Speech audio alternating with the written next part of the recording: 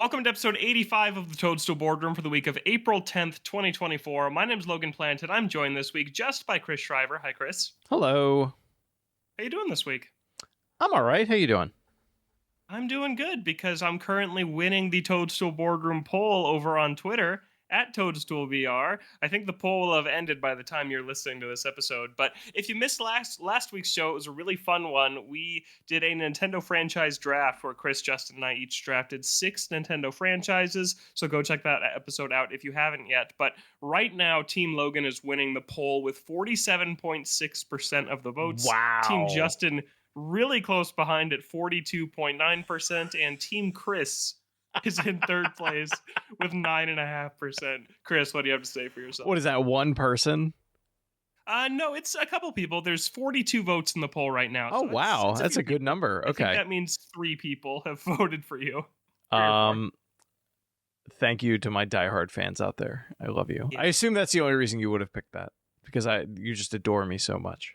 I'm kidding. It's actually not. It's we because got some feedback. Oh, there you go. I was gonna say it says Wario. Let's see.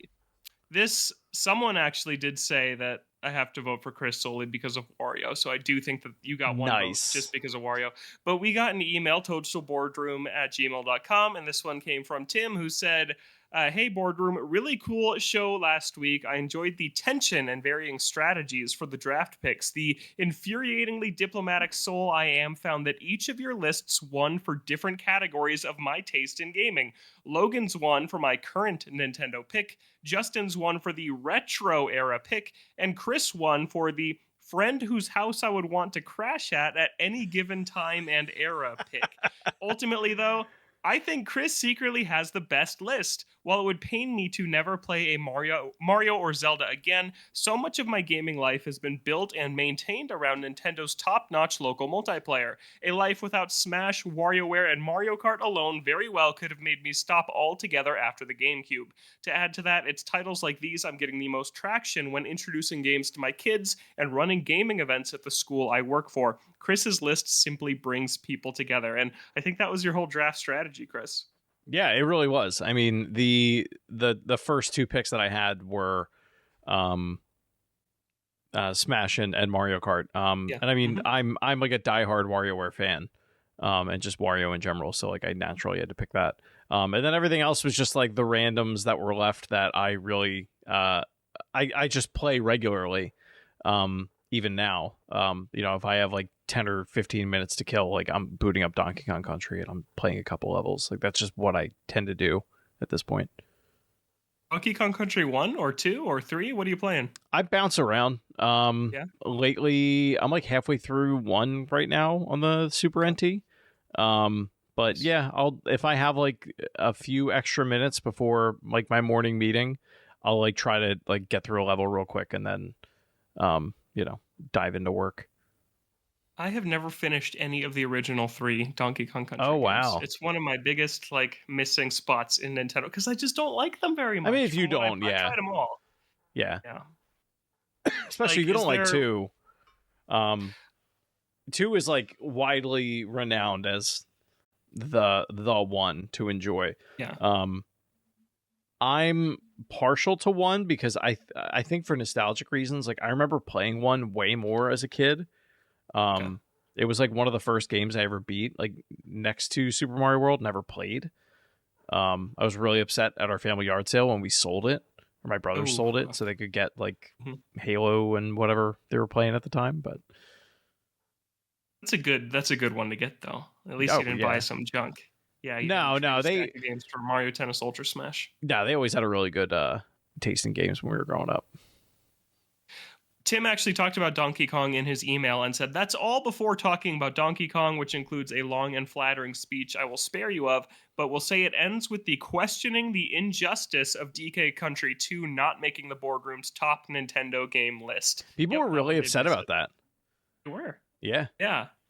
I don't know, maybe I'll go back and play them. I've talked about this before. I just don't think they feel particularly good. I get that the graphics they were going for at the time looked really cool and really different than all the other pixel-based stuff on the Super Nintendo, but I just don't think it controls very well, especially compared to the modern DK games, both of which I really love. What have you played it on?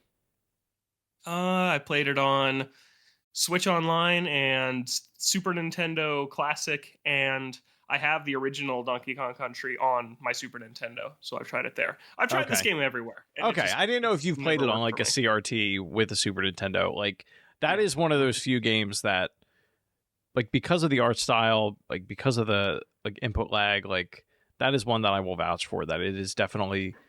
I play it for longer on a CRT than I would any LCD panel, like emulated version of it. Yeah, I don't know why. It just feels better. Yeah, I'll give 2 another shot because that is the one people always call out. But we got some other feedback to our activity from last week. Blee said, even though Zelda is an all-time favorite series of mine, Logan has a heavy-hitting combo of game series that I play endlessly. I've put hundreds, thousands of hours into Mario, Metroid, and Animal Crossing over the years. So that was another. We had something else that people were saying that Justin's team was the easy vote, and I don't know how I feel about that. Let's see. I'm trying to find. Someone said, if you're an RPG fan, he was the easy vote. Yeah, with Xenoblade and Fire Emblem and Zelda, all these games that kind of fit into that mold. But then Ricky said, but Shriver has my mom, so he had to vote for you since you picked Mother. I thought that was a pretty good joke. So I was a fan of that. Yeah, Pokemon and Zelda, it's a wrap, Red Stag said. So yeah, that was a fun activity last week. People really seemed to like that one, so we should come up with more ideas like that to do in the future. Let's talk about something else that happened over the last week, and that is the 3DS and Wii U online servers shut down. We talked about these consoles a lot. We've talked about this a lot, but this last weekend was the big finale. We had the final game night for the 3DS and Wii U in the boardroom, thanks to everyone who came out for that. Played Kid Icarus, played Mario Kart, played Smash Brothers. It was a lot of fun. And Chris, I was sure that you probably want to talk about where you can still play all this stuff, because I already saw you talking about it a little bit in our Discord. Yeah, so if you have not heard about this at this point, I honestly don't know if this has made the rounds, like general internet, gaming internet at this point. I haven't been on all week. But there is a open source platform that you can use called Pretendo, which is basically replicating the entire Nintendo Switch Online network infrastructure for Wii U and 3DS. If you go on their website, they have different percentages of like how much of that infrastructure is available and working. I know right now like Mario Kart 7 is up. And from what I understand, it works really well. I was actually looking at the GitHub page for it because you can, because it's open source, like you could spin up your own. If you have a home server, like you could spin this up and host your own Nintendo or Pretendo server for a game that you're interested in. So like, let's say you're a big fan of Mario Maker and you want to make sure like you're providing access to that for people. You can absolutely spin up like an in-house, it runs out of AWS. I think it was Imeo, or I can't remember the name of it.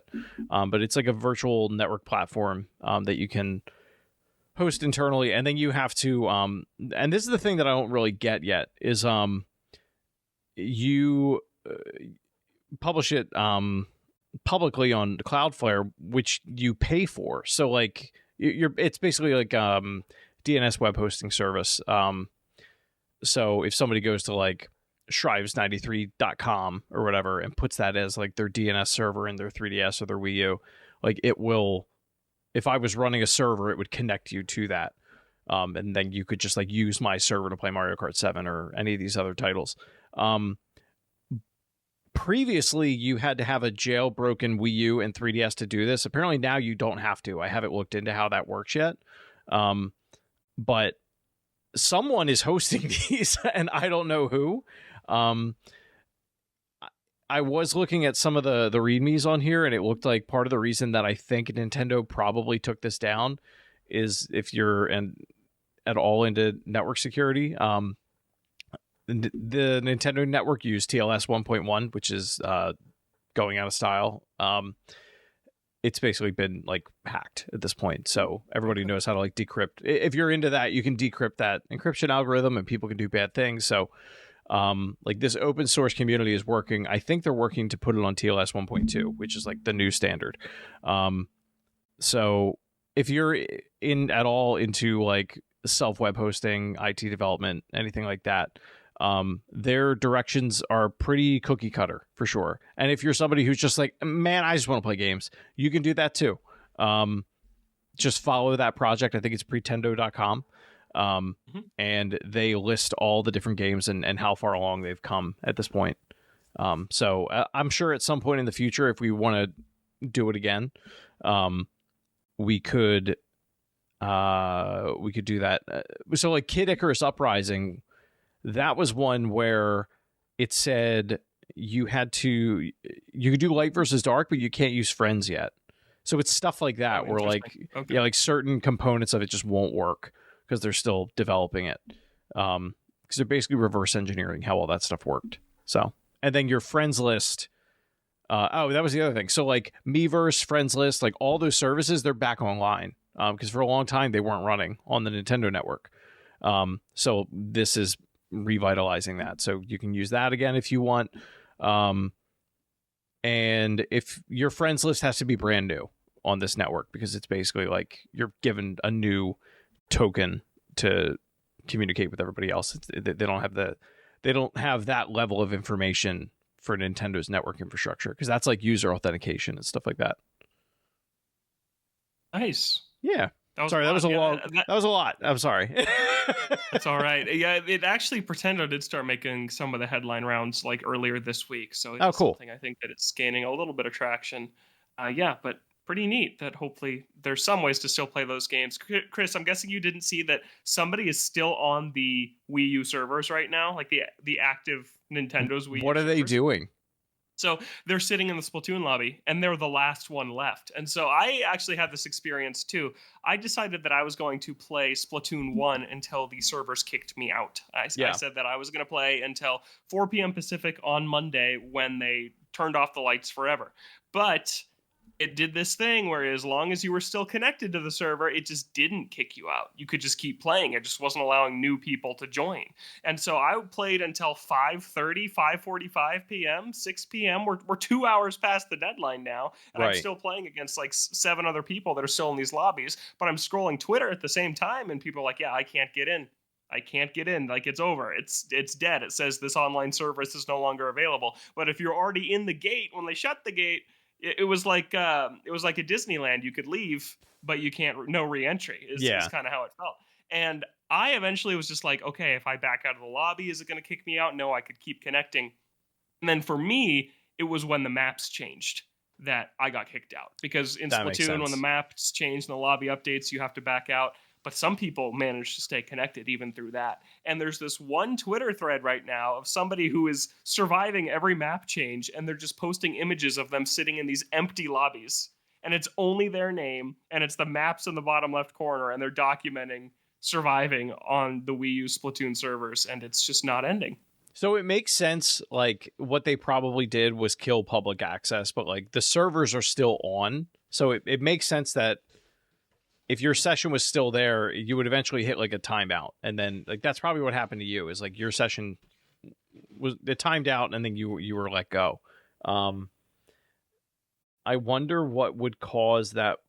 The only thing I can think is if that one person, if Nintendo had like, all right, we need to make sure that there's like one open slot with no TTL applied, time to live. So basically that person doesn't have an expiration date, because when they were testing, I could see that being a thing. And they just never got rid of it. So if that's the case, then that would be why they're still there. But the moment Nintendo shuts down whatever VM or whatever it is that's running this, like they're gonna get kicked. It's just fun to see how long they're going to last. I think it's still going as we're recording this. That's and we awesome. are over 2 days after they're just leaving their system on the entire time overnight, just sitting with it. Have you ever seen the video of the people in the Halo 2 lobbies when they went down? Yes. Yeah. Mm-hmm. Yeah, that one's always good. It's very similar to that, but it's pretty great. Also, I had an awesome time playing Splatoon for the last time, because people weren't fighting. We were all just meeting in the middle and doing like endless squid jumps to each other and just like partying with the other team. And then someone would be a jerk and just throw a splat bomb in the middle of all the opposing team and get 4 kills instantly. But then everyone would meet back in the middle and just hang out. And yeah, I posted some fun videos of that on my Twitter, but it was pretty cool. It's like everyone was just there to party and not actually to play. Every so often you'd run into a jerk who would just ink the entire map and kill anyone he came across, but for the most part, everybody was just there to have a good time, which was cool. I've never experienced something like that in a game before. It was fun to be there at the bitter end. Also, though, made me appreciate how far we've come. Splatoon 3 is so much better than Splatoon 1. I love Splatoon I was going to ask you about this because there are people that, like, that was a pretty, for as old as that game is and how few Wii U's were out there, that's a great cup, that there were a lot of, that community was still kind of thriving, like the Splatoon, the original Splatoon community. I don't know how much of that is the result of the expiration date on Nintendo Switch Online, but I mean, if it seemed like if you wanted to play that game, like you could pretty much hop on whenever and find people to play with. Yeah, I definitely think that's true. I think that there were some people that Splatoon 1 is a pretty different game. Like the specials are super overpowered. Yeah. So it's kind of a race to get to your special, and then you just unleash hell with your special. And it's a very different kind of meta and balance than Splatoon 2 and 3. So, and then of course there's always people that are just going to think the older one is better. But I look at Splatoon 1 compared to 3, and 3 looks visually way better. It runs at a more consistent frame rate. I think it's a much better resolution. It's just a much prettier game overall. I think Splatoon 3 looks awesome compared to 1. And then I like the maps in 3 more. There's more maps to pick from. In Splatoon 1, the maps only rotate every 4 hours instead of every 2 hours. So you're playing on the same maps just forever. And it just made me appreciate all the features. Like in Splatoon 1, you can't change your gear and stay in the lobby. You have to leave matchmaking to change your weapon and then get back into matchmachmaking. Yeah, like if there's anything that series has done well, it's been like, how do we make the what is the phrase I want? I mean, obviously the end user experience, but like there's like a word for it that I always use that I can't remember it. It's like player convenience almost. Like just that overall experience of like, man, it's so annoying when I can't do this thing or I want to do this thing. And you know, I feel like not a lot of games do that, or some games have actually gone in the wrong direction with that. And I don't know that Splatoon gets as much credit as it probably should. It's interesting because it started in a really bad place. Like, name another online shooter where you can't be on the same team as your friend if you just want to be. Yeah. But 3, I think, when 3 came out, and we praised it a lot on this show because it removed a lot of those pain points. It removed the... you can group up with your friends in the lobby before you hop into the match. You can change your weapons in between matches and stay in the lobby. Like, it did everything that Splatoon 1 probably should have done. It just took them 3 iterations to kind of learn these lessons. And it's tough to go back to 1 and see, wow, I am not going to be on the same team as my friends. I can't change my weapon. I play the same 2 maps for 4 hours straight. Like, it's crazy all the stuff that they included in that game at launch that just never got changed. And even Splatoon 2, I think it took a patch for you to be able to change gear and continue. I think that was something they added after launch. That was Splatoon 2. Yeah, that was a patch, and I know you could, if you grouped up with friends, you could still end up on opposite teams because that was like one of the first Switch games, or that was in the first year of the Switch's life cycle. And I remember a number of friends and I trying to play together, and we kept ending up, it was like 2 ships passing in the night, whether or not we were on the same team or not. And I was like, there's 4 of us, what is it doing? And it felt like more often than not you'd be on the opposite team as your friends. That's just the luck of the draw. I'm sure it was random, but I remember, like, my girlfriend got Splatoon 2 right when the pandemic started. She got a Switch Lite and started playing Animal Crossing and Splatoon 2, and we tried to play Splatoon together all the time, and it's like, I guess it's really hard. We're going to keep going until we get a match together, and then we'll be done. And sometimes that was 7 or 8 matches until we finally group up. And I looked at her hours played of Splatoon 2 versus Splatoon 3 recently because she only plays with me. So I kind of looked at that to see how many hours have we played this together. And we played Splatoon 2 together for 20 or so hours. We've already played Splatoon 3 together for like 40 hours just because we can always be on the same team. And it just makes a world of difference to be able to do that. And remember, in Splatoon 2, you just have to join off your friend, and sometimes you're just sitting staring at a waiting screen for 15 minutes if nobody leaves your lobby. It's ridiculous. So 3 does so much of that stuff way better. And then I even played some Mario Kart 8, and that was funny just to do I play Mario Kart 8 online all the time on Switch, but I just went and did a Wii U race on Cloud Top Cruise as my last race ever there, and I won it, which was a good way to go out too.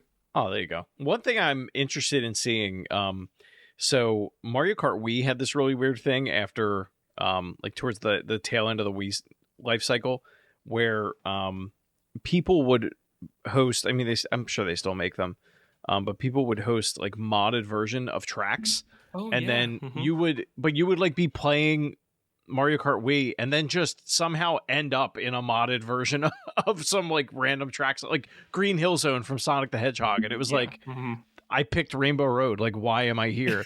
I don't see that. I don't even know how that worked, honestly. Like I guess they were hosting the match.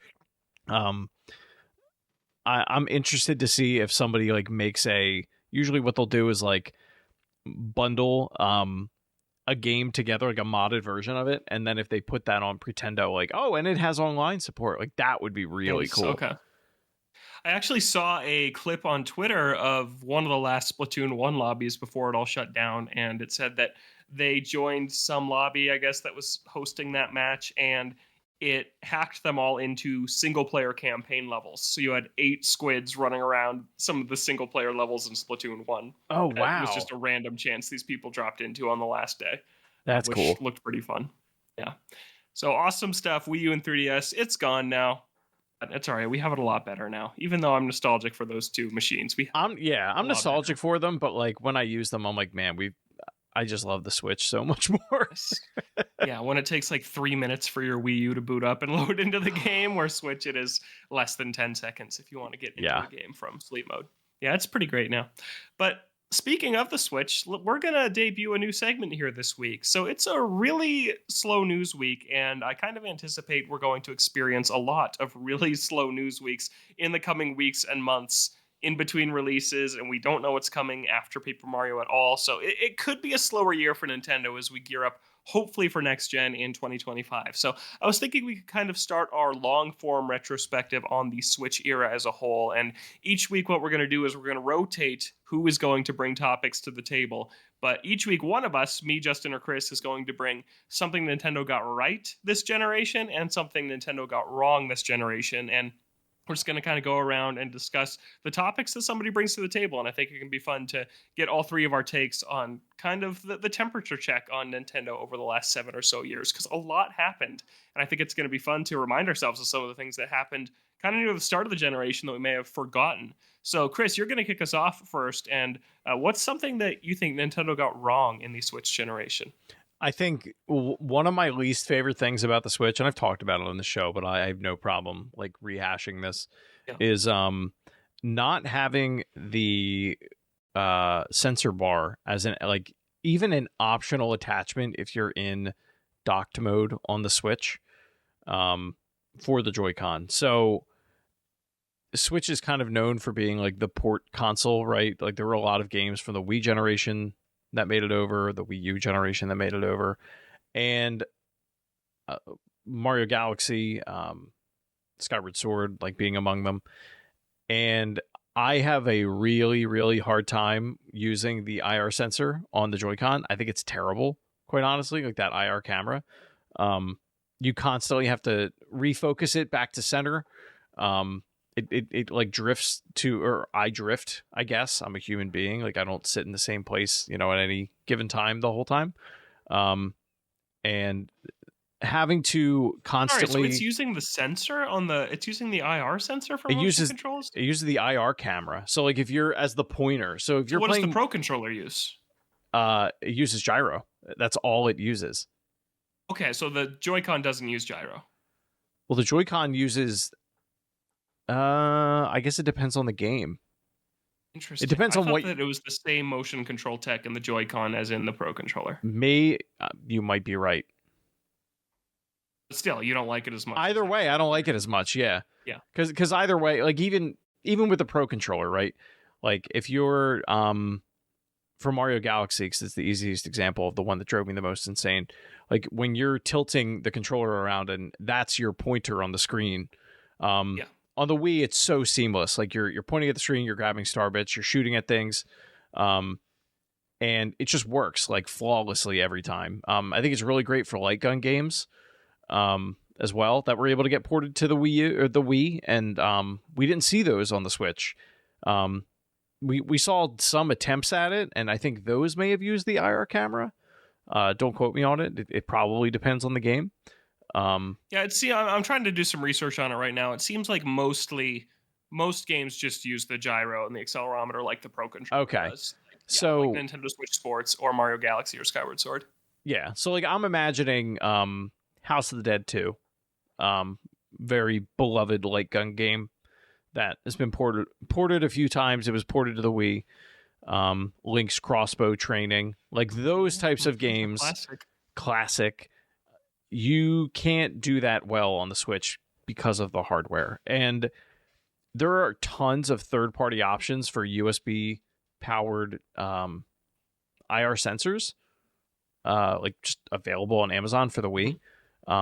It would really just come down to them like just making it an option in their games. And I wonder if somebody like asked them about this during a development process and they were like, absolutely not. It'd be interesting to see, to know if that was a thing. Because I think it could have made a lot of games that were like okay but good looking and available to me in a portable form factor port become, oh man, like I can't believe I can play Mario Galaxy in 1080p and it works just like it did on the Wii.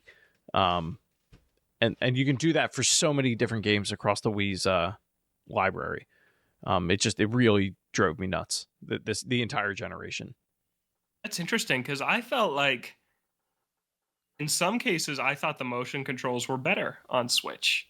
And I thought that Skyward Sword worked great. That might have just been my experience. I thought that the motion controls for Skyward Sword HD were really nice because in the original Skyward Sword, remember how many times you had to put the Wii remote face down to recalibrate and it would just interrupt your game constantly if things got out of whack? And now you just press a button to recenter. And yeah, you kind of do. I get what you're saying. You have to press that button a lot to recenter because it gets off. It's not perfect. But I feel like the solution there really worked for me where I draw my sword. Oh, he's holding it a little bit crooked to the right. I just hit Y, and boom, he's back in the center. And it became second nature as kind of part of the control mechanism of drawing your sword in that game is you draw it and hit Y to recenter it. I was fine with that. I agree. I think that Mario Galaxy was hurt by it. I think that Captain Toad is worse on Switch than Captain Toad's really bad on Switch. Yeah. Yeah, it's rough. It's still a great game. I finished the Switch version, but that is something that the gamepad was so nice for, to have the touchscreen to tap things instead of this weird on-screen cursor that's kind of ugly if you're not using it, and in the way you have to kind of tuck it away in the corner if you don't want to use it. 3D World has a couple of levels too that even use it because like the touch blocks, you don't have the Wii U gamepad screen to tap those. You have to use another weird cursor. I feel like it was whenever there was a cursor on screen, which is what you're talking about, is when it was the worst. Yeah, it's less when you're using Link's sword and more when you're, like you said, you're gathering star bits, you're shooting something. Like it's those pointer object ones where it really becomes an issue. Yeah, but I guess like I understand it would be nice to have it for these small instances, but having another attachment to the Switch dock is so simple. Power cable, HDMI, USB ports, that's it. That's all you need. And I think that's really, really elegant, and it makes it easy to pack it all up and take the whole dock with you somewhere else if you want. And I guess I'm not sure it would be worth it just for that. There's really few small use cases, unless it was an optional thing like you're saying. And they still have this built-in gyro option if you don't want to buy the separate attachment. It also, like, you could get ones that were battery powered, that like you could throw a rechargeable battery in it. Like the Wii had third-party ones where you could throw AA's in it and it would work the exact same way. I mean, hell, you could light a candle and it would it would work. Like that was a thing people did because people are weird. But it's more just having the option. Like for as many issues as I have with the PS5. The fact that they made an adapter that allowed you to use your original PlayStation VR with PS5, I was shocked that they did that. And I was appreciative that they did that for people that had a working PSVR. Mine broke. but it would have been nice had Nintendo done that, because we've seen them do it with like the GameCube adapter and stuff, and I get it. Those controllers are literally like falling apart at this point. But if you're going to port this many games and you're going to sell them at full price, like for people that are as into this as we are, like it just would have been cool to be able to play it the same way we did back in the day. Because all it made me do was go, all right, now I want to spin it up on a gaming PC and play it at 4K and like run it all that way. And like it just feels dirty when I have to do it that way, because I'm trying to like get the experience out of that I want out of a game that I just paid for, and I paid for before anyway. Yeah. I know I'm the exception, and I'm like, I was gonna say, I don't think it makes everybody want to run it doesn't, but there's definitely people out there that do it. Yeah, it's probably also the reason we never got Galaxy 2. I really do believe that. I know that's people why. Talk about those Yoshi levels and how much more cursor dependent Galaxy 2 is, and maybe they just couldn't get it to go, and because they haven't sold it to us separately since. They're not going to. It's weird.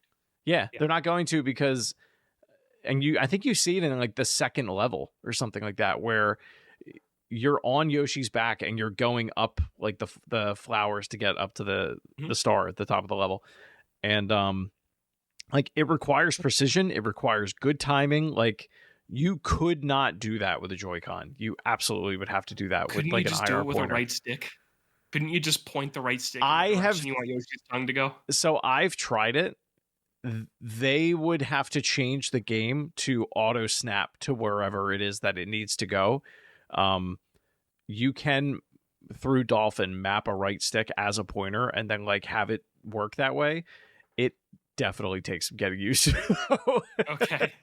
Like it's pretty tricky. Yeah. And some people are great at it, but later on get really hard. They get really difficult. And that game's known for being super hard. Yeah. That game's awesome. I miss Galaxy too. Yeah. Okay, so that is what you thought Nintendo got wrong, and something I kind of want to add to each discussion point. Is this something you see getting fixed in a future generation? With this one, I would say no. No. Absolutely not. No. I mean, it's only for the amount of games that we saw them port, like, I feel like that's as good as it's going to get. The Wii, I'll call it the Wii Virtual Console, the Wii Online, like, they're never going to do that. They're going to sell you a game that's ported as best as it can, because now we've proven that we will do it as Nintendo fans, and we'll pay $60 for it, or more. Okay, how many great Wii games are there left to be ported? There aren't that many. Yeah. It's like Galaxy 2 and Twilight Princess. That's what it. Mm-hmm. Which already has a dedicated version, which doesn't use motion at all. It doesn't use pointer at all. You don't need it. Yeah. Right.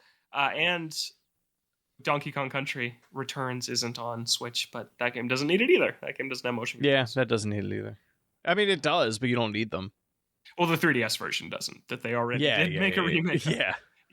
Which is the much better version of the game, by the way. Yeah. That version is way nicer. All right, Chris, what's something Nintendo got right in the Switch generation? The hybrid console. Whoa. What a bold claim. They got it right. Bold claim.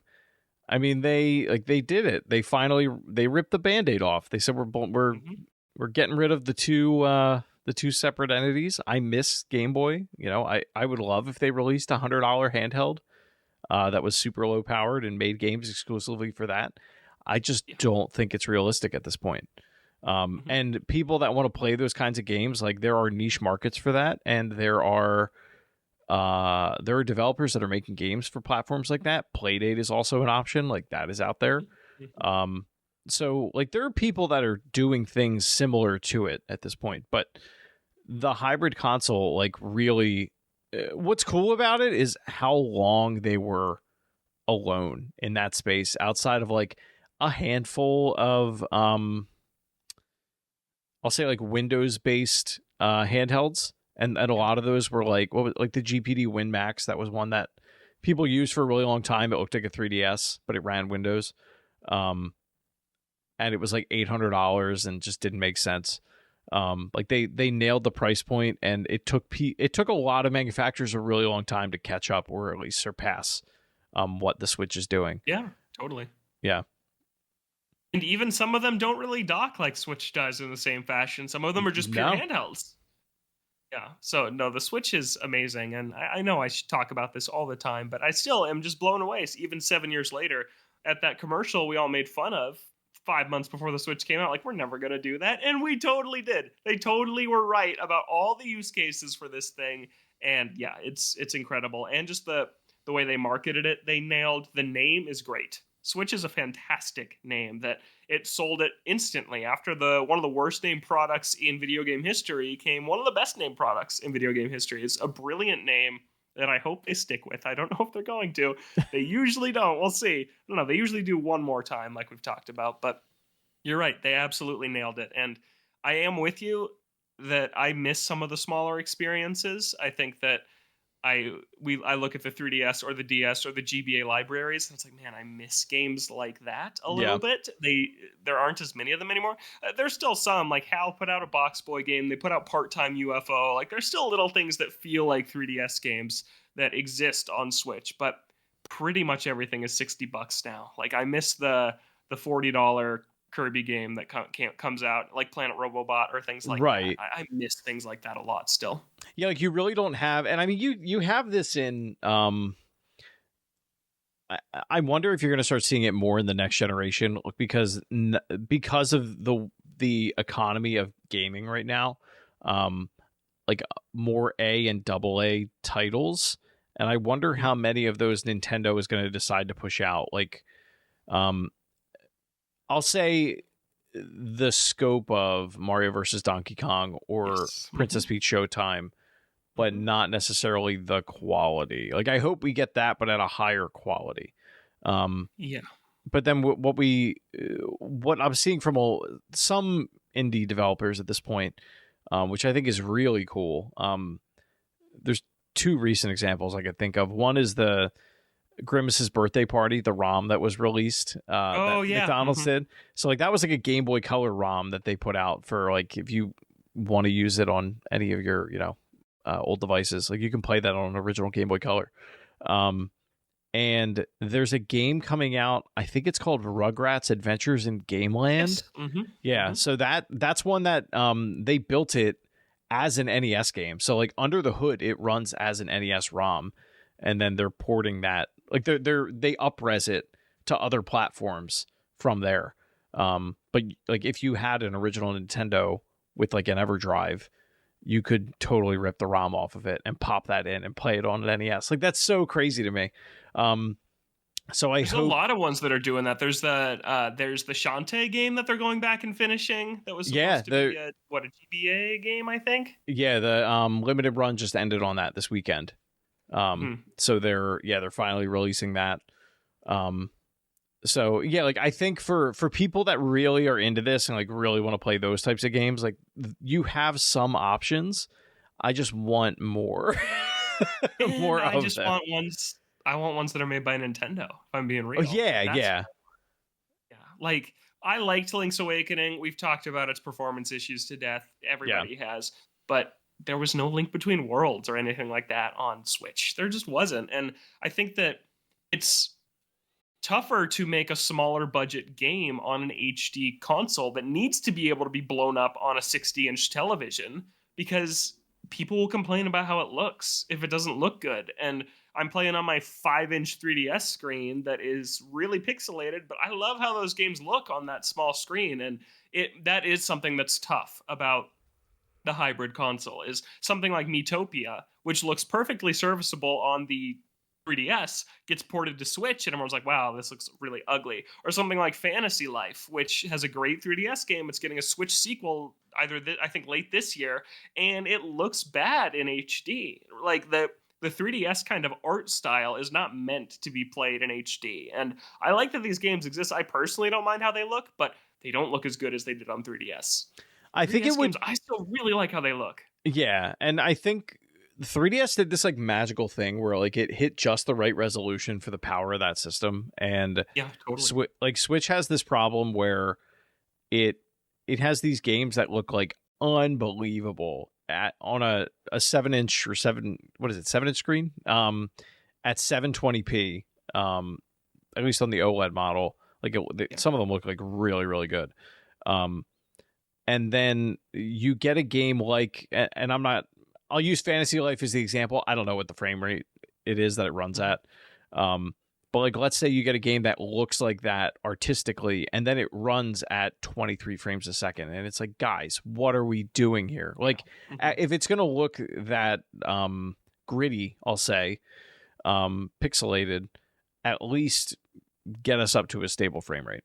And I think that's where you start to see a lot of Nintendo fans be like, you know what, I'm just, if they have it, if they have other options to be able to play some of these games on, if they're available on other platforms, like that's where you start to see them gravitate. Like Penny's Big Breakaway, when that released, that was, 30 frames only on Switch, and there were compromises to be made to get it to run at 60 on Switch compared to the other platforms. And I mean, granted, at this point, it's 7-year-old hardware, like that's the big factor too. But yeah, I mean, it depends on how people work within the confines of the hardware itself. Because then you have a game like Hollow Knight that, like, artistically looks pretty much the same on every platform you play it on, looks great on a handheld, runs at 30 frames on Switch, but like, I played that whole game on Switch and I really didn't care.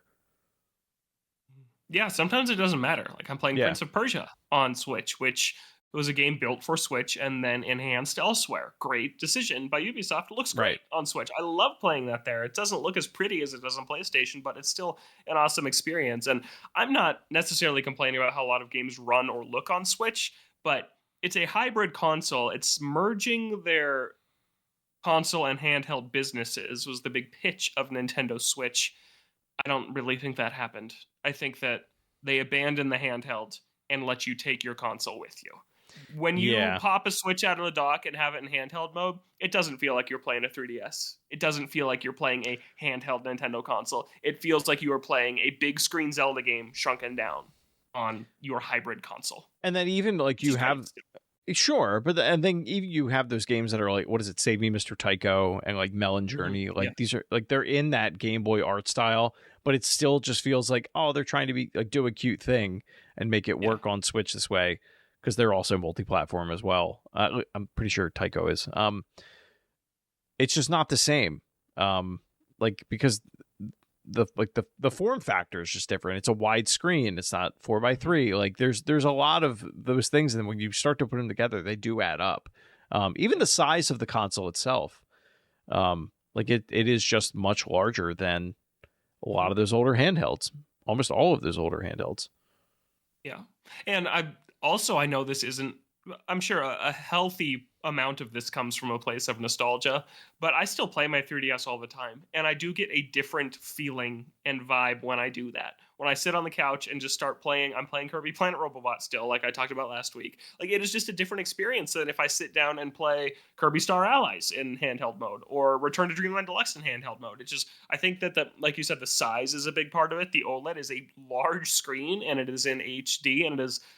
Yeah, you're playing a console game on a small screen. And it's great. I'm not complaining about that. I just miss the handheld side of the business because it was often the best. It was often the best Nintendo had to offer. I think they put out amazing handheld games. They dominated that market as long as they existed in it. The mobile phone took away some of the mojo when the 3DS came out, but still, from a dedicated handheld console space, they dominated it from start to finish. And yeah, I miss it. I miss some of the stuff we used to get there.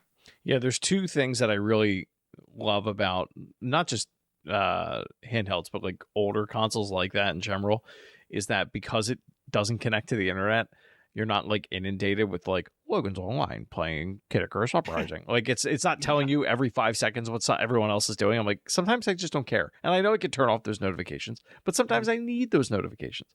Part of it is that, and then part of it is like there's like a coziness to it. Like, totally. When I'm playing something on, especially the Switch OLED, like I think it's why I know it's why I keep the Switch Lite next to my bedside, because playing Switch OLED feels like, all right, I gotta get like 1,000 pillows set up, and then I gotta make sure I'm not like, I gotta get comfortable to play that thing, and like it's a much less investment for me to do that with the light on its own. And then with like the Game Boy and any of those older, like smaller handhelds, like there's just something about it being pocketable, about it just going with you wherever you go. Like, it's not like you walk in. I feel different walking into somebody's house carrying this big black case with my Switch in it and slamming it on the table versus like I have a Game Boy in my pocket, and you may or may not know that. Like, there's just a different feeling to that. If you have a couple minutes, you can bust out Tetris, and like otherwise it's like, oh man, that guy's got a Switch with him. Like, yeah. He must be a gamer, you know? Yeah. You're like automatically profiled. Mm-hmm. I know what you mean. Yeah, the Switch, it is large. I like playing it in handheld mode, but you're going to think I'm crazy. I don't know, because you're probably in the same boat. If Nintendo released a Switch Lite OLED, I would buy it. I absolutely would buy it. Oh my God, are you kidding me? I'd buy that day one, 100%. Yeah, because when I, like I was telling you that I play Splatoon with my girlfriend, she's got the Lite, and when we're sitting next to each other in the lobby, and I look over at her screen compared to my screen in handheld mode, I'm like, I could never go back. And that's why I'm worried that the next thing's not going to have an OLED at launch. That's going to be tough. That's going to be a tough downgrade for me as someone who plays 70% handheld mode. I mean, you also have to consider, like, well, I'll put it this way. You have to imagine the LCDs that they will use in a next generation Nintendo console, I would hope, are of a higher quality than the ones that launched with the Switch and the Switch Lite. Like, there are plenty of phones out there that are LCD displays and still look fine. Like, you can, it's possible. It's just the OLED is that good and that vibrant. It is a bit of a glass shattering moment, though. Like, when you get your first OLED display, like, at least I had this problem. The majority of LCDs that I see now, like, I can pick it out. I'm just like, that looks terrible, and this is why, and all that.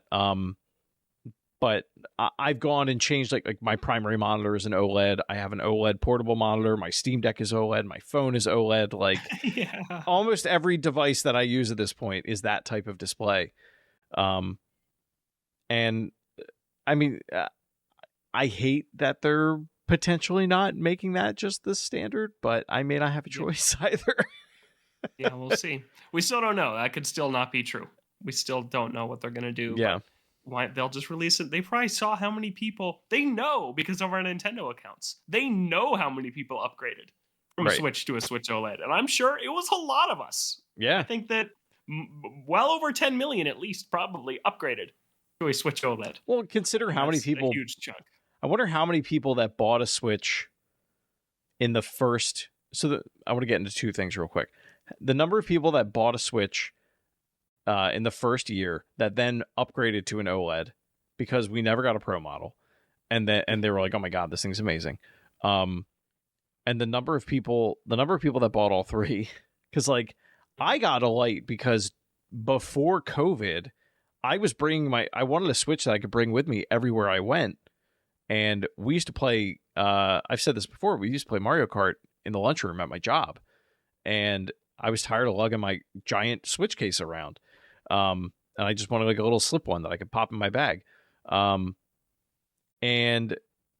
COVID happened, and then I never really used it for that. Like, it ended up getting used as the second Animal Crossing machine because we both wanted to play it, and you couldn't share islands, or you couldn't have your own island. So I wonder how many people got that in September of 2019. And then we're like, man, this is not what I planned on using this thing for. That was my experience too. I got it on launch day, and I was like, wow, I play my Switch so much on the go, and I want to take a little bit better care of the primary one to make it last longer. So I'll get this Lite that I can throw in a backpack and knock around a little bit. And then, and then COVID, it's like, oh, well, that's the end of that, I guess. Not that they could have anticipated that, but I got rid of it. Yeah. I think, so let's talk about next gen.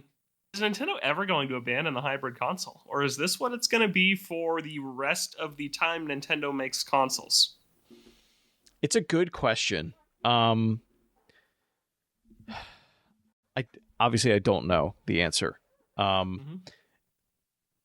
It gets complicated because of analog and companies like Analog, I think, and FPGA.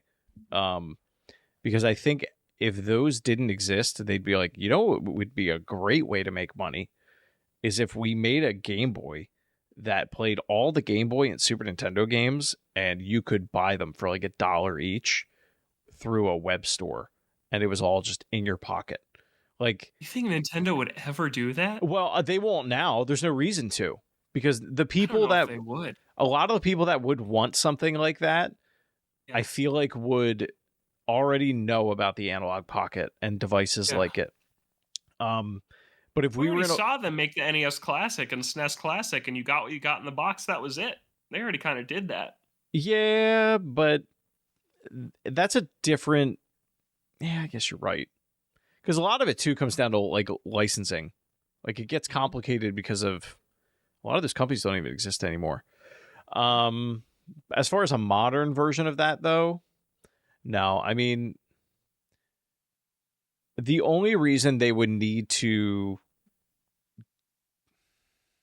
I don't know. It's a tough question. What I think is that the biggest question surrounding will Nintendo ever abandon the hybrid console in the way they're doing it now is, will cloud gaming ever be mainstream? And even if it is it something Nintendo will jump on? Because I could see everybody else doing a cloud-based console and Nintendo being the ones that don't. That would not surprise me. That wouldn't surprise me at all. That was the situation we were at. Xbox and PlayStation are USB sticks that you plug into your smart TV, and Nintendo is still a proprietary console that you purchase. I mean, it's not even that. Like Microsoft, like you own anything with an internet connection at this point, and you can play an Xbox game on it. Like, I could see it going a couple ways. I honestly could see Nintendo getting out of hardware. At some point, crazy, because of if cloud infrastructure gets good enough, it's something that they don't have the technical prowess, the same technical prowess that Microsoft has to develop. Like Microsoft already owns all that infrastructure.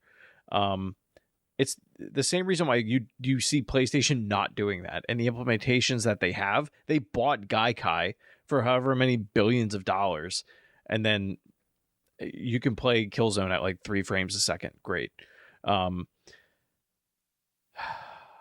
What will make the whole thing change is the whole landscape change, I think, is going to be the way machine learning algorithms and frame generation impact the performance of games. Like, and that's not something that you'll see from Nintendo for like probably the following generation, if they even get into it, because at that point it'll probably be like the new industry standard. But like you're gonna start to see hardware that it doesn't necessarily need to be like right now we're in the PC space. We're at this point where it's like there's only so much that you can fit onto a die. Like there's only so many computations that like the hardware is going to be able to do before you go, all right, now it becomes a software problem again that people need to solve in like really intelligent ways. And I think you do it with some sort of like machine learning or AI.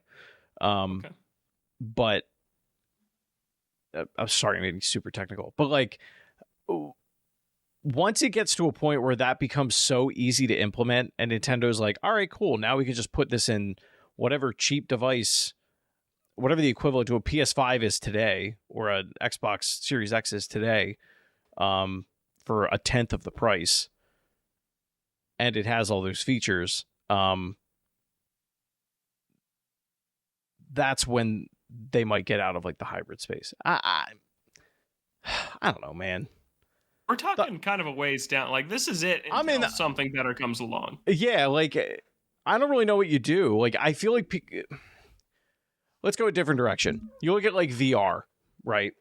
Like I think the problems that people have with VR is that it is very isolating. You need a lot of space to do it. Yeah, VR is never going to be the future. It's not going to.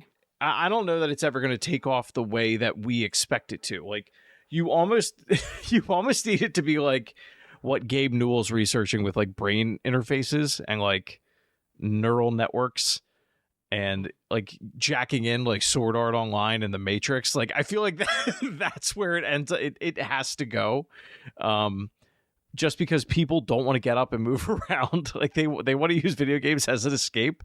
I don't see Nintendo getting into any of that kind of stuff. No. Like I think they're going to stay right where they're at, and if people keep buying what they're making, then yeah. It's interesting because I don't when 3DS was ending and we were moving to Switch, I don't think anyone was like, "Oh, wow, we have two screens, we can never go back. We can right. never go back to one screen." I don't think that's something people said. No. But with the Switch, it is something people say. We can't go back. Like Nintendo, this idea is too good to leave behind. You left behind the Wii remote, that's fine. You left behind dual screens, that's fine. You left behind the gamepad, that's fine. But I don't think that hybrid is something that they can leave behind because it's how we play games now. I mean, and there's how we do it. And there's things that like they have created in the past that have become a standard, and like it's very possible that this is the next one. Like the D-pad, the joystick, like there's all sorts of things like that. Motion controls, like it's a part of, and they put it in everything. They put it in like every first party Nintendo game. Yeah, I feel like the checklist of things where they're like, okay, this game has this game has this. Like that list is just getting longer. There's not much that they're pulling out of it outside of like even if they go, okay, like we look at my example of what I think went wrong this generation. They supplemented it. They didn't get rid of it. They just changed how you do it. Whether that was a good decision or not, hindsight's 2020. Yeah.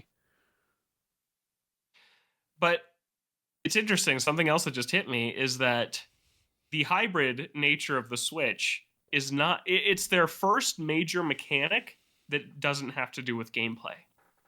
Like right. Two screens, touchscreen, motion controls, the D-pad. All this stuff is about playing games and how games can be played. And the hybrid console is not that. It's where we play games. And that is way different than anything that they have introduced and abandoned before.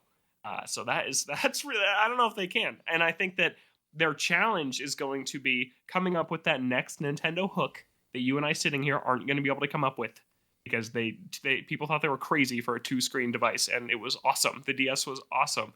And they're going to have to come up with how are they going to fit that in with the restraints of this hybrid thing that people love so much that I don't think they're going to abandon. So whether that is 2 screens, which I don't think it will be, I don't think we're getting a 2-screen Switch, but let's say just for hypothetically they're going to have to come up with, okay, how does that work when it's docked? How does all this happen?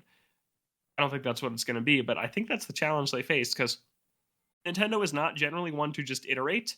They probably will for the next thing. The Switch 2 will probably just be an iteration, like the Game Boy Advance was, like the 3DS was, like the Wii U was, like the Super Nintendo was. But after that, I think, is where it gets really interesting. And what does Nintendo make 2 generations from now to not just make a Switch 3? Because that's not their style. They're not going to just do that again. But I mean, I think you bring up a good point. Like, I feel like we're very quick to be like, no, Nintendo is a company that they constantly are iterating, or they constantly are innovating. They're constantly like reinventing the wheel, and they're kind of not. Like, you had the jump from NES to Super Nintendo, and then the real jump was to 3D. That had its own iteration there with N64 and GameCube. Wii had its own iteration with Wii and Wii U.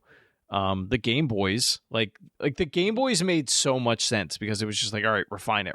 It's almost like the Apple approach, like just keep refining it and making it better, until you have something that's gonna knock people's socks off. And I think there's so much wanting out of not even just diehard Nintendo fans, out of anybody that is in gaming, like the gaming sphere, or plays video games or has played a Switch. They want to see the Switch be better because it has the potential to be so much more than it is right now. Like, I really feel like if you're a kid, like I think about my son, and like his first real console getting into this is going to be the next Switch that comes out, or the next Nintendo console that comes out. And like, his nostalgia will be what Justin is to the Super Nintendo. Like that it is like the N plus whatever feature set. It's like, wow, it's this thing, but it's so refined. That is like, I mean, that I just think that's cool. And now I'm just rambling, but but it's important for those things to happen, because if you have a good thing, you want it to be able to breathe, and if people are behind you, like, you want it to be the best version that it can be. Yeah, that makes sense. Yeah. We went really long on that. We should move on here and wrap this thing up. But that was awesome. That was a great discussion. So yeah, next week, either me or Justin will bring something that Nintendo did right and something they did wrong this generation, and we'll see where it leads. But let's get into EGAD's email so we can get out of here. This first one comes from SquidCal in our Toadstool Boardroom Discord. Join our Discord. It's fun in there. People post memes, and Justin talks about Super Nintendo. People post really good memes. Like, people don't just drop any old meme in there. Like, there's stuff that gets dropped in there that I literally laugh out loud at whenever it happens. So yeah, come join us. It's a fun time. But this question is, Nintendo is an entertainment company with ventures in film, theme parks, toys, games, etc. Is there anything they're not selling yet that would make you say, take my money? A good question. Chris, you have an answer? If they partnered with Arcade 1-Up, I'd be in trouble. Like, if they sold some kind of awesome answer. Yeah, like if they if I could get like a 3/4 scale and I could reskin Street Fighter here to do it, it would just cost it'd be a lot of effort that I don't feel like doing. Like a original Donkey Kong cab or like Mario Brothers cab. And then I could mod it to my heart's content. Like, I would love that so much. Yeah, that is a really, really great answer. Because I think about getting an arcade 1-Up all the time. I think the one I would want would probably be like Ms. Pac-Man. That's pretty much my favorite arcade game usually. But I keep waiting. I'm like, I want Donkey Kong. I want Mario Brothers. I want, like, what Punch-Out had an arcade game. Like, there's cool stuff. Have you ever seen the Punch-Out arcade game? Yeah, it's awesome. It's like a DS. Like, it's got two displays. It's crazy looking. I wish Zero AX arcade machine, because it's like a Blue Falcon, and it's the greatest thing to ever grace this earth. Yeah. No, I wish they would do that. And they have a lot, and they'll never do this. Like, this is just like the fanboy in me. Someone near me was recently selling it, and I was like, they have some random pinball tables from like the 80s. I would love for like them to partner with Zen Pinball and to make like virtual tables of those that you could then play on PC or like play wherever, play on the Switch. I think that'd be so cool. They'll never do it though. No, it won't. That's a good idea. Yeah. My answer, I'm taking the arcade 1-Up answer now, because that's an awesome idea. But something I used to think back when the Nintendo owned the Mariners is, why isn't there like a Mario bobblehead night at the ballpark, or like a Mario wearing a Mariner jersey like plushie in the team store? Like, I never got why they didn't go a little harder with that connection than they did, because they just didn't really at all. And I always thought that was something they should have done, and I would have spent a lot of money on it probably. I wonder why they did that. Like, looking back, like, it was the DS era. I think they kind of expected people to be able to, like, maybe if you didn't have a smartphone but you had a DS, you could order food off of it. Like, there's some weird reason as to why they're like, this is a good idea, and then it wasn't. Probably in hindsight. Yeah. But that's probably my answer. But I don't know. They make games, and that's what I spend most of my fun money on, is games. So I'm good. They don't need to do more. Yeah, I mean, they it's gotten a lot better, I'll say. Like, even Amiibo. Like, for a long and I say this all the time, but like, growing up, like, the only plushies and toys that you could get were from Nintendo Power. Like, now you can just go into any Target and, like, there's Lego, there's all kinds of stuff now that, like, we just didn't have as kids.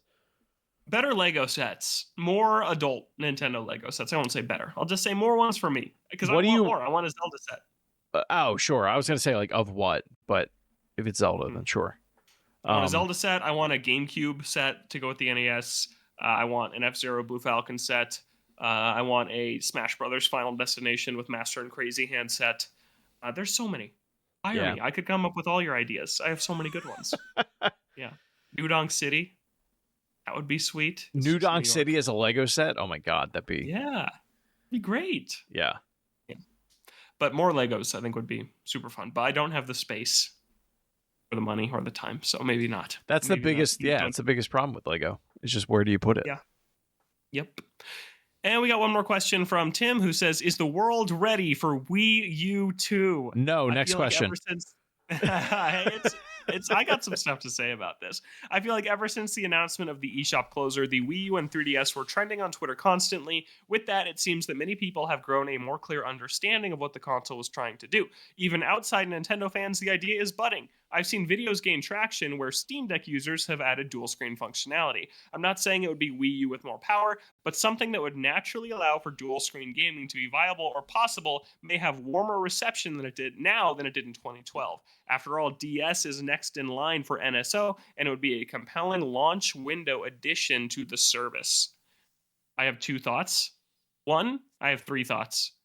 I don't think the dual screen was ever why the world wasn't ready. The marketing was terrible, the hardware wasn't great, and the software support wasn't there. And the gamepad itself was bad. It was 540p, and its battery life was like an hour and a half. Like, yeah, if they had done it right, it could have taken off. It was all glossy. It felt like a Fisher Price toy. Like, it didn't feel good to use. Yeah. So that's my one thing, is I think the world could have been ready in 2012 had they done it a little bit better, but they just didn't.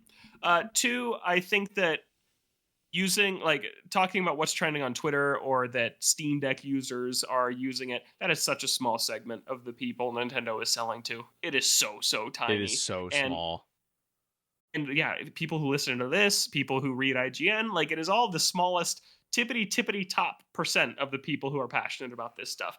It's really hard to sell a parent on what a Wii U is or what it does in a succinct way, where we praised Switch earlier in the episode for how easy that was to understand. I don't know how you sell a two-screen experience like that.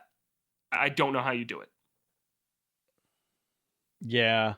I feel like you almost have to meet in the middle. Kind of going back to the previous conversation, like, you don't want just like the dummy, like, all it is a display, and it wirelessly connects to, and it does nothing else but be a TV remote. What I think makes more sense is to say, all right, here's the portable console, like what we wanted the Switch to be. I think probably early on, like, people remember when the Switch first came out and everyone was like, what if we got a dock that had a GPU in it and you could throw the Switch in it and then it would run games at 1080p, and everyone was like, that's a great idea, and then they never made it. I feel like that's where you kind of meet in the middle, and then, because if you do that, then you have games where you can go, okay, something is happening on my screen at this time, and like they figure out where it's running from, and it's also running on my dedicated handheld device. And then if I'm not doing that, like, maybe it's like an optional thing. Maybe I'm playing Zelda and I want to see the map at the bottom. Like, that's a useful feature that the Wii U had that isn't available anymore. But having Splatoon, being able to see the Splatoon, turf, and that was the best. I loved revisiting that in the original over the weekend. Yeah, I feel like, though, the enhancement of experiences is where a Wii U 2 Switch to hybrid would shine. Yeah. Well, let me throw this at you, Chris, and I've said this before. Why not just make Switches compatible with each other, and you can dock one and use the other as a gamepad? I feel like that is the solution staring us in the face. What if they ported Nintendo Land, but you need to have two Switches to play it? Like, they could totally do that. It would work. You have a Switch Lite. Just dock your one Switch, connect it with the Switch Lite, and it's not like they've never done this before. You could use your 3DS as a controller for Smash Wii U. Like, no, I know this idea. I mean, if you look at every GameCube and Game Boy Advance connection, exactly. That was the tingle meter or whatever it was. Yeah, like that's what all of that was leading up to. I think it gets I don't think they'll ever do it. I just think it would be nice. I think where it gets complicated is wireless. It's wireless and it's licensing. Like the GameCube was easy because it was just like, here's this thing that you connect physically, like one thing to another. Part of the problem with the Wii U was wireless. And the Switch is kind of known for having 5 feet from your... Yeah, like you couldn't get very far from it. And part of the problem with Wii U was the fact that, with the Switch is that it has bad wireless. Like if they were going to do something like that, it needs to be like rock solid. And I mean, even top end devices at this point, some of them still struggle to do that kind of thing over wireless. So I feel like, and nobody wants to use a cord. I feel like it's something. I think it's as simple as that is why they haven't done it. Okay, it would be cool though, and they actually. Super Mario Party had the thing where you could butt 2 Switches up against each other and play mini games across 2 screens. Yeah. So that I actually think is originally what sparked this idea. Like 6 years ago, I was like, wait, why don't they port Nintendo Land? Didn't Clubhouse Games do that too, to some extent? Like with chess or something? Yeah. It had something you could connect Switches. Yeah. And that's the same developer. NDQ made both of those games. Okay. So they've messed with it multiple times, I guess, but nobody else has. Yeah. But that is the way. That is the way you can make the Switch backwards compatible with anything they've ever made. Any Nintendo game ever could be backwards compatible, I guess, if you did that. Because Wii U games is like all that's left. How so? I guess. Oh. I see what you're saying. Yeah. Yes. If they do that, then they've got all the... DS is still a little tricky with the 2-screen stuff. DS is hard. Yeah.